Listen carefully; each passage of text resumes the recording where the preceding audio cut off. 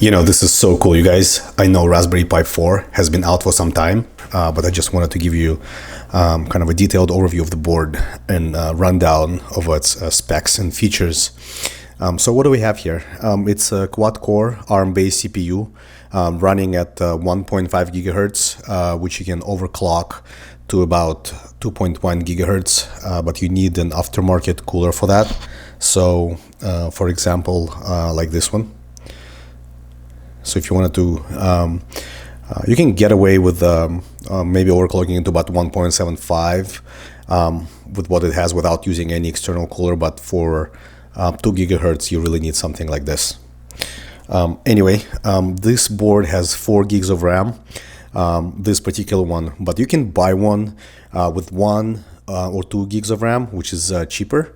But to me, it seems like the price difference is only about, $10, $15. So, it seems like 4 gigs is the best value.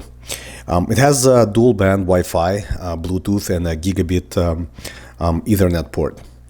Has a couple micro HDMIs right here. Let me show you. So, yeah, 1, 2, and power comes from USB-C.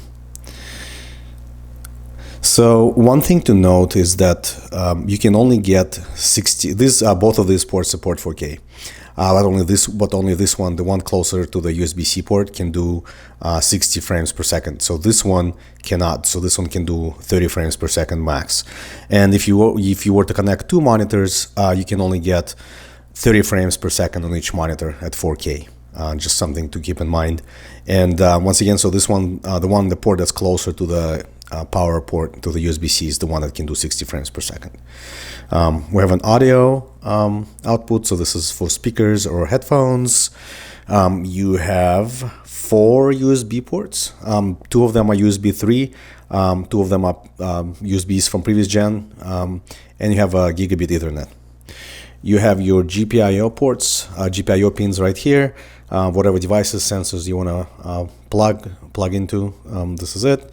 You have a camera port.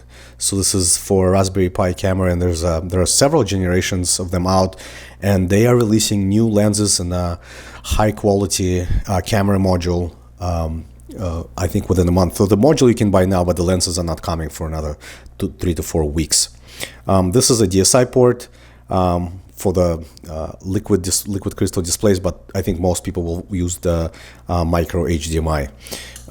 It's a bit of a weird choice to me that they included micro HDMI ports instead of a full. I would rather have a single HDMI port instead of micro HDMI. The board uses micro SD card to load the operating system. Let me show you the card. You might already know. I mean, obviously know, but this is the micro HDMI card. And as far as the USB port, so the micro HDMI SD card, I use an M-SATA drive to load Raspbian. So I use I'm connecting this drive to Raspberry Pi. It's much faster than the SD card, the micro SD card. I'm getting about 140 read, 120 write. Not great, but much better than the micro SD card. I've also tried plugging in this M.2 drive. You can see I have a USB 3 adapter, so that one is much faster. Again, nothing crazy. I'm getting about 285 read and about 185 write. Anyway, but yeah, I think M-SATA just has a smaller form factor, and so that's why that's what I'm using. You still need, if you want to boot from the SSD, you still need the micro SD card though, because the firmware has not been updated. So the firmware, I'm not sure what the timeline is for releasing the firmware where you can do without the micro SD card, but the only thing that it does, it just tells the operating system to go and boot from the SSD. So it's not really a big deal, so it doesn't slow down things by much.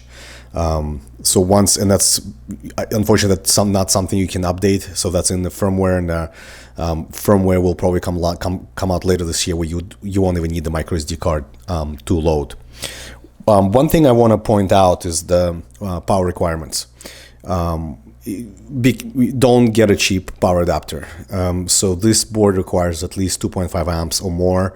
I would recommend probably 3 or more amp power adapter. I'm using this one. It's not cheap. So this one is the 61 watt power adapter. And that's not, I think it's about $30. But this is the only one, especially when you do overclocking. This is the only adapter where I'm not getting this small yellow lightning on the screen, which means there's not enough power. But a couple other ones I've tried, I'm getting that notification all the time, and they are pretty good power supply. So yeah, I think there's just not, you need at least 3 amps or more, I would say. 2.5 may work if you're not planning on overclocking this. But yeah, anyway. Yeah, so this is the Raspberry Pi 4. This is just amazing. I've been a Pi fan ever since the first board came out back in 2012. But this time I'm compelled to review one. I find that now this is the first time I'm able to use this board as a kind of fully functional desktop replacement without waiting for things to load all the time. So you can watch YouTube, you can work in Google Docs, you can run an IDE.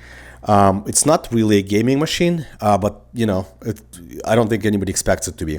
So yeah, I mean, having a 4K, computer able to run at 4K resolution and for under $100, it's just amazing. It's just amazing to me. Yeah, thank you guys.